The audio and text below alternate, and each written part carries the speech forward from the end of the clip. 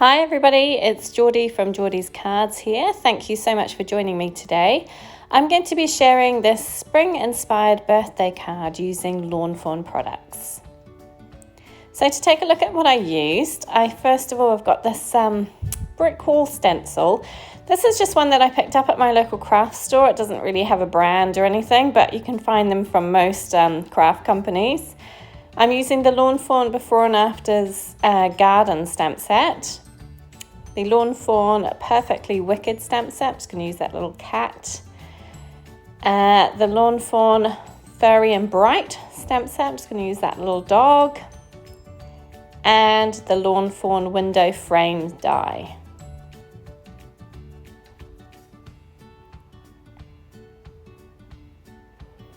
So I started out by stamping my images using Lawn Fawn Jet Black ink, which is a Copic friendly ink. And I'm going to colour this guy as a little dachshund. So I'm going for a black and tan kind of colour combination. I'm using N8, N6 and N4 for my kind of black colours. And there I just decided to zoom in. You're going to have to forgive me. I'm still getting used to filming myself crafting. So I don't always get things in exactly the right spot. It's a little bit off center. I apologize for that. Hopefully you can see what I'm doing.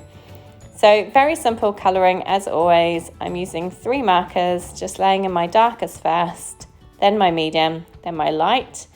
And I'm kind of customizing this little dog by giving him some black spots. So one here on his back and tail. I just wanted him to look like one of those little black and tan dachshunds that you see. They're such cute little dogs.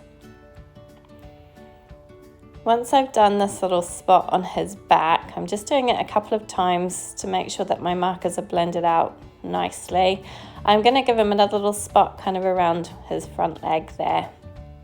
And just using the same process, I'm starting with my darkest marker, then my medium, and blending out with my lightest. Now I'm going on to the kind of tan part. I'm using E37, E35 and E33 as my colours for this part. So again, just laying in my darkest marker, going to my medium and then finishing with my lightest. So the inspiration for this card came from this Garden Before and After stamp set, which as soon as I saw it, I just thought of window boxes for a house. And I wanted to see if they were going to work with the window frame die that I already had from a previous release. So I kind of laid everything out to see if it would all fit together, and it did. And then this was the kind of idea that I had for it. I think it turned out quite nicely. I wasn't 100% sure if it was going to work out or not, but I think it did pretty well. I often get really good ideas and I can picture them in my head. But sometimes when I come to execute them, they don't always work out quite as well as I had hoped. But you know, that's the fun of crafting. This one I think turned out pretty good. I'm pretty happy with how it ended up. Sometimes my cards aren't so great, but you know what? That's all part of crafting, isn't it? Okay, now moving on to my cat. I'm using those N markers again, but I'm going to use the lightest colours, N0, N2 and N4 as the kind of base colours for my little cat. So he's going to be a little grey cat. And then I'm going to use my darker marker to add some kind of stripes to him. So I just wanted to give him a little bit of a texture as well. So he's going to have a few little stripes, kind of like tiger stripes, but in greys. So again, just the same technique, darkest marker first, blending out with my medium, then my lightest. And now I'm just using the N8 marker to add some little tiger stripes to his face.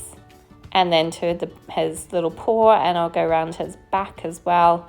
And then I'll add some to his tail. Obviously his tail's quite small, so you have to be quite delicate about where you put the stripes. But I think that turned out really cute. I'm now taking my R20 marker. I'm just going to colour in his nose, add a little bit of colour to the inside of his ears, give him some cheeks. I'm also going to add a little cheek to the dog, although I don't think it shows up particularly well with this marker. It's very, very light compared to the colours I've used.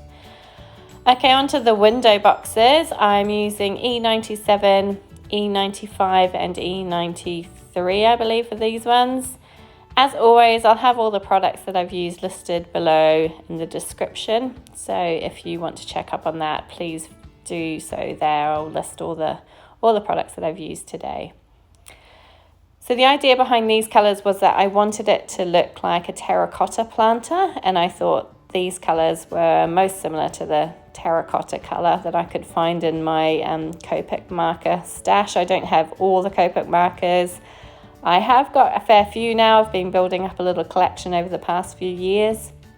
So I'm definitely getting a few more, but yeah, I definitely don't have all of them. It would be nice to have a full collection, but this was the closest colour I could come to terracotta. So I'm just going through with a couple of coats and then using the zero marker just to clean up some mistakes that I made.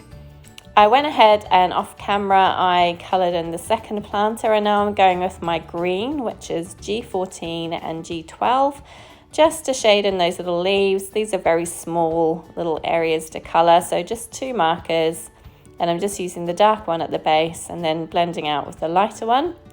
And I'm going to go back in with the darker marker just because I like to have a little bit of definition between my colours, and I just think it helps give it a little bit more of a 3-dimensional look. On to the little buds. I'm kind of calling these tulips. I don't know if they are, but they look like tulips to me. So I'm going to colour some of them pink and some of them yellow. For my pinks, I'm using R83 and R85. And again, just the darkest colour at the bottom and then blending out with the lighter colour. And for my yellows, it's Y15 and Y13, which is a nice bright pop of yellow. So again, quite a small area. Once I finish colouring those, I will go ahead and fussy cut these. I don't do that on camera because you don't want to be bored watching that. And now I'm going in with my stencil onto a piece of chili pepper cardstock from Lawn Fawn. And I'm using ground espresso distress oxide ink. And I'm literally tapping that through. So I'm not blending it as such. I'm dabbing it on so that it goes through the stencil. Because my stencil is a little bit smaller than my cardstock, I do have to move it over.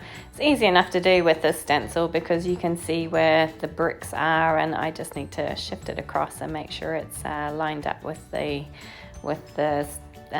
bricks I already have coloured in with my distress oxide.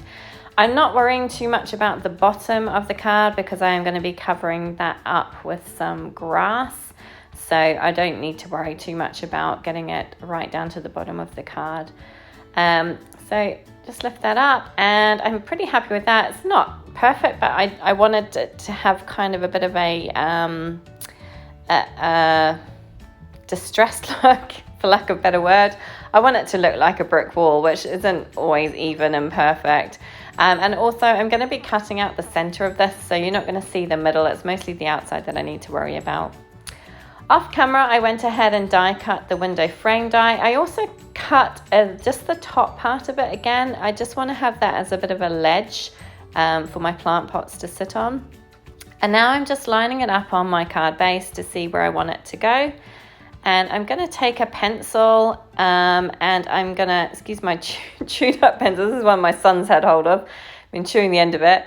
And I'm just going to go around the edges to draw a line in there. And then off camera, I'm going to cut that out with my craft knife. Now I've got a piece of acetate, which is just big enough to fit behind my window frame die. And I'm just going to glue that in place using some craft tacky glue from Tonic. So I'm just going to adhere that to the back of my window frame so that it actually looks like glass in a window. And I'm just going to clean up those excess bits of glue that have seeped through just with a piece of paper towel. And I find that if you just buff it away a little bit with the paper towel, it comes up nice and it all disappears. And there we can see I can add it to the front, and it's going to look like a window into a house. So this is going to be from the outside of the house looking in. I've now got a piece of green cardstock. This is just a little scrap piece that I had in my stash. I think it's an MFT cardstock. And I'm using an MFT Grassy Hillside border die to cut that. So I've got a little piece of grass. And I'm going to take my Lucky Clover Distress Oxide ink, and I'm just going to add a touch of colour just to the top of the grass, just to give it a little bit of definition. So I'm just going to blend that out along the top. And I like the way this kind of bluer green Distress Oxide works with a yellowish green card base. I think it gives a nice finish. I've seen quite a few people use this colour combination. So now I'm going to my Flower Market paper pack, and I'm choosing this little green floral, and I'm going to cut my curtains from the floral piece, and I'm also going to cut the little curtain tiebacks from that same floral piece. Now I know normally when you're looking from the outside of a house in, you don't often see the pattern side of curtains, but I wanted to be able to see it from the outside. I wanted it to look pretty. So that's the reason why I'm using pattern paper to do this. So just with a little bit of glue, I'm going to add those little curtain tiebacks onto the curtains. They just fit in place. They're nicely cut so that they match the curve of the curtain. And once I have that, I can kind of start looking at how I'm going to assemble everything together. So I'm going to get some foam tape and the little extra piece of white that I cut from the window frame die, which is just the bottom part of the window frame. I'm going to add some foam tape to that and then add it to my window frame. I should say I cut this window frame from Lawn Fawn wood grain cardstock and white. I wanted it to look like wood. And then you can see I'm going to put my planters on there. I'm also going to attach them with some foam tape. I just wanted them to have a little bit of dimension so that they weren't kind of right against the window. Normally they would be kind of sitting on the windowsill. So that's what I wanted it to look like. There was a little bit of a ledge where they were sat on, so they were propped up from the window, which is why I used the foam tape. And I think they just fit perfectly on the window. Obviously there's some bigger flowers, some flowers in full bloom. I thought about using those, but I didn't think you'd be able to see my little kitty cat behind it, because I'm going to put the cat behind the window as though he's inside the house looking out. So I wanted to use the little buds instead, and I thought it gave a nice spring-like look. So I've attached those with foam tape. Now I'm going to get my little kitty cat in and decide where I want to place him. And I'm just going to add a little line of glue just to the bottom of him and place him just in the right spot on the window. I'm going to turn that over and just make sure I have him in the right place and fiddle around with it till I get him sitting just nice. And then I'm going to go in with my curtains, and again just do the same thing. Just going to add some liquid glue around the edges of the curtains and the bottom and the top, and then just place those in the back of the window frame. So obviously you're not going to see any part of this when the card is finished. You're not going to see the back part of it, you're just going to see this front piece. So I'm not too worried about how it looks from behind. So going in with the second one, trying to line that up so it's in kind of the same spot as the other one. And then I'm just going to flip it over again and make sure it's all lined up nicely. And using liquid glue just helps me move them around a little bit if it's not in exactly the right spot. So before I go any further, I'm just going to place everything on, make sure it's looking okay. I need to think about my sentiment. So the next thing I need to do is think about where my sentiment is going to go. So I put my little dog there just to see how it was all going to fit together. And I decided to use the sentiment from the Garden Before and After stamp set, which says, "Hope your day blooms with happiness." So on the grass piece, I'm going to put the blooms with happiness part. So I'm using my powder tool just to make sure there's no stickiness there. I'm using Versamark ink, and I'm going to use some white heat embossing powder to put a white heat embossed sentiment on this card. So this is Lawn Fawn white embossing powder, Just going to sprinkle that on. Because I've used my powder tool, it just sticks to the sentiment, nowhere else, which is always good. I'm going to heat up my heat tool, make sure it's nice and hot, go over the back and the front a couple of times, and then I'm going to heat that up and make sure that the embossing powder melts and I get this nice glossy finish. On the base of the card, I'm going to put the first part of the sentiment, which says "Hope Your Day." So again, I'm going to go in with my powder tool, make sure that I've put plenty of powder down there. I like to be excessive because I'm always paranoid about the embossing powder sticking where it's not supposed to. So again, with my Versamark ink, I'm going to stamp that down. And again, I'm using white embossing powder, just the same as what I did on the grass piece. So tap that off, tap the excess off, get my heat tool, heat it up. And yeah, comes out nice and glossy and bright white, which looks really pretty. Okay, so now all my pieces are ready. I just need to assemble. So again, I'm adding some foam tape to my grass just to pop it up from the base. I want it to look quite dimensional. I want it to have that kind of shadow and light playing on it. So I'm attaching that to the bottom. For my window, I'm going to just use liquid glue to adhere that to the base. I've propped the window boxes up from the base, so that's all I need to do. I don't know why I put so much glue all around it. I really only needed it around the edges. I went a bit crazy with the glue and put it everywhere. Doesn't matter, you're not going to see it anyway. I just stuck that in place so it covers that hole in the window frame. And then my little dog is just going to sit there on top, and I'm just going to put a little bit of liquid glue because again, the window boxes are raised and the grass is raised. So I'm just going to put glue on the top and bottom of him and sit him on there so he's perched like he's looking in the window at the little cat inside. And now I've taken a piece of dolphin cardstock from Lawn Fawn and I've created a standard sized base, 5.5 by 4.25 inches. And I'm going to take this stamp set from the farm set, which I will mention below because I can't think of the name of it.